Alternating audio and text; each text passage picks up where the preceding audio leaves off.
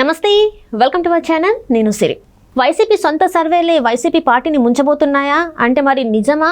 So ఈ అంశాన్ని మరి మనకు వివరించడానికి మనతో పాటు ఉన్నారు ప్రముఖ senior journalist doctor Durga Vadlamani గారు. నమస్కారం మేడం. నమస్తే. మనం ఇప్పుడు చూస్తుంటే సోషల్ మీడియాలో ఆ సొంత పార్టీ అంటే వైసీపీ సొంత పార్టీ సర్వేలు కొన్ని ఆ పార్టీని ముంచబోతున్నట్టుగా అనిపిస్తుంది. మరి ఇందులో ఎంతవరకు వాస్తవం ఉందంటారు?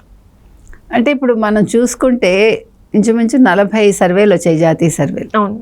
అవి కాకుండా లోకల్ కొన్ని వచ్చాయి. సో జాతీయ సర్వేలన్నీ కోడే కూసాయి. ఏమని కూటమి వస్తుంది, లోక్సభలో కూడా 17 నుంచి 22 వరకు కూటమికి వస్తాయి అని. మీకు సాధారణంగా ఏమవుతుందంటే ఆంధ్రప్రదేశ్ని మీరు ప్రత్యేకంగా తీసుకుంటే ఆంధ్రప్రదేశ్కి మిగిలిన రాష్ట్రాలకి తేడా ఉంటుంది. అంటే ఆంధ్రప్రదేశ్ ఓటర్లు లోక్సభకు ఒకలాగా శాసనసభకు ఒకలాగా వేయరనమాట. వాళ్ళు అక్కడ ఎలా వేశారు ఇక్కడ కూడా అలాగే వేస్తారు. సో 22 మీకు ఖచ్చితంగా ఒకవేళ కూటమికి వచ్చాయంటే వీళ్ళు 145 నుంచి 150, 160 తెచ్చుకునే అవకాశం ఉంది. ఎవరు కూటమి, తెలుగుదేశం కూటమి. కాబట్టి ఇది వీళ్ళకి అర్థమైంది, ఎవరికి, మన వైసీపీ వాళ్ళకి. వాళ్ళు హడిలిపోతున్నారు. మీకు రాత్రి కూడా మీకు తెలుసు టైమ్స్ నౌ వాళ్ళ టైమ్స్ ఎక్స్ వాళ్ళది వచ్చింది కదా మనకి. అందులో ఖచ్చితంగా వాళ్ళు ఎంత వస్తాయో చెప్పారు, వాళ్ళు వివరంగా ఇచ్చారు కూడా. ఎంతెంత ఓటు శాతం ఎవరెవరికి వచ్చింది, మహిళలు ఎంత వేశారు, పురుషులు ఎంత వేశారు, తర్వాత యువత ఎంత వేసింది, అన్ని క్లియర్ కట్గా వాళ్ళని ఇచ్చారనమాట. అంటే కరెక్ట్గా సర్వే చేసే వాళ్ళు అలా ఇస్తారు. అలా కాకుండా నిన్న ఆరామస్థాన్ లాంటి వాళ్ళు ఇచ్చారు. దాని మీద వాళ్ళకి అంటే ప్రోగా పనిచేసే ఒక జర్నలిస్ట్ అతను కూర్చోపెట్టి అతను అన్నీ ఫోన్ కాల్స్ చూపించి అవేవో చేశాడనమాట. అది కాదు, మనం నిన్న మాట్లాడుకున్నాం. ఇప్పుడు ఈ సర్వేలు చేసేవాళ్ళు శాస్త్రీయంగా చేస్తున్నారా లేదా, నెంబర్ 1. నెంబర్ 2, వాళ్ళు అసలు ఎన్ని శాంపిల్స్ తీసుకుంటున్నారు, ఏ రకంగా తీసుకుంటున్నారు, ఏ రకంగా చేస్తున్నారు, ఇవన్నీ ఎక్స్ప్లెయిన్ చేయాలి. ఊరికే ఇన్ని వచ్చేస్తాయని ప్రతివాడు ఇప్పుడు ఇచ్చేస్తున్నాడు మీడియాలో.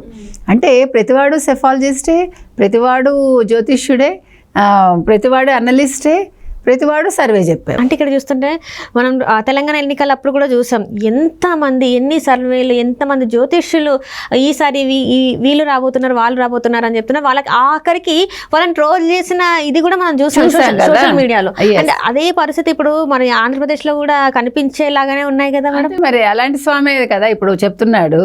ఇప్పుడు ఆ గతంలో చెప్పిన స్వామి గారే ఇప్పుడు చెప్తున్నారు. మళ్ళీ పైగా నన్ను ఒక ముక్క తీసుకుని ట్రోల్ చేస్తున్నారు. మళ్ళీ వైసీపీకి అంటే ఒక పెయిడ్ ఆర్టిస్టులు ఛానల్స్ ఉంటాయి కదా, వాళ్ళు బాధపడిపోయి మీరు అనవసరంగా వారిని ట్రోల్ చేస్తున్నారు అంటూ వాళ్ళు అంటే వీళ్ళ పని మానేసి, జర్నలిజం మానేసి ముందు వీటి గురించి వాళ్ళ ఎక్స్ప్లెనేషన్స్ అనమాట. అంటే నిజమైన జర్నలిస్టులు ఇలా ఉండరు కదా. నేను అనేది ఏంటంటే ఇన్ని సర్వేలు చెప్పాక కూడా మీరు ఆరామస్థాన్ కావచ్చు, నిన్నను లేదు వాళ్ళు సొంతంగా ఇన్ని వచ్చేస్తాయి మాకు 117, 107 నుంచి 117 ఎంతో వాళ్ళు చెప్పుకుంటున్నారు, లేదా 95 నుంచి 117 ఇవన్నీ కొత్తగా వచ్చాయన్నమాట. మరి వై నాట్ 175 నుంచి 95, 94 ఎందుకు పడిపోయింది? నెంబర్ 1. నెంబర్ 2, జగన్మోహన్ రెడ్డి గారు ఏం చేశారు? ఆయన లండన్ టూర్ వెళ్లే ముందు ఐపాక్ టీంతో మాట్లాడి ఆ రోజు మన 151 కాదు 151 కంటే మించి తెచ్చుకుంటామని చెప్పాడు ఆయన. ఐపాక్ వాళ్ళే తెల్లబోయారు. అసలు మనకి ఇది లేదు కదా, ఈ సీన్ అంతా లేదని వాళ్ళకి తెలుసు. అంటే ఆయన ఏమనుకున్నాడంటే మనం ఇలా చెప్పేస్తే లండన్ వెళ్ళి వచ్చేలోపు వీళ్ళందరూ ఖుషీగా ఉంటారు, ఎవరు మొత్తం మన ఎమ్మెల్యేలు అందరూను, ప్రజలు కూడా నమ్ముతారు అనుకున్నాడు. ప్రజలు నమ్మలేదు, అసలు వాళ్ళు భయపడుతూ ఉన్నారు ఎమ్మెల్యేలు. అదైపోతే నిన్నను ఎయిర్పోర్ట్లో కూడా ఆయన మనమే నెగ్గుతున్నాం అంటాడు. ఆయన మధ్యలో ఒక ఎక్స్లో ఒక పోస్ట్ కూడా పెట్టాడు, మనమే రాబోతున్నాం, మనమే గెలవబోతున్నాం మెజార్టీతోటని మధ్యలో పెట్టాడు. సో ఇవన్నీ అసలు ఎమ్మెల్యేలకు అర్థం కావట్లేదు, ఈయన ఎందుకు ఇలా మాట్లాడుతున్నారు అది జగన్మోహన్ రెడ్డి అని. ఎందుకంటే విషయం తేటతెల్లం అవుతోంది, అందరికీ ఏం జరుగుతుబోతోందో తెలుస్తోంది, కూటమి ఖచ్చితంగా వస్తుందని అర్థమవుతోంది. ఈ నేపథ్యంలో సజ్జల లాంటి వాళ్ళు ప్రెస్ ముందుకు వచ్చినా ఏం మాట్లాడాలో తెలియట్లేదు. మీరు చూశారు కదా, వీళ్ళంతా వాళ్ళని మేనేజ్ చేస్తున్నారు, వాళ్ళు అంతా కొనేశారు, గ్యాంబ్లింగ్లు ఇవన్నీను, నమ్మకండి సర్వేలంతా అని వాళ్ళే చెప్తున్నారు. ఓ పక్క నమ్మకండి అంటున్నారు, మళ్ళీ వాళ్ళు ఇచ్చే సర్వేలు వాళ్ళు ఇస్తున్నారు. అంటే జ్యోతిష్యాలు మళ్ళా మధ్యలో, పైగా వీళ్ళందరూ కూడా డబ్బులు ఇచ్చి చేసేసారు ఇవంతాను. వాళ్ళు మీరు చెప్పినట్టుగా వాళ్ళని మైండ్ ఇది చేస్తున్నారు. ఏంటో రకరకాలు ఏం మాట్లాడుతున్నారో వైసీపీ వాళ్ళకి అర్థం కావట్లేదు.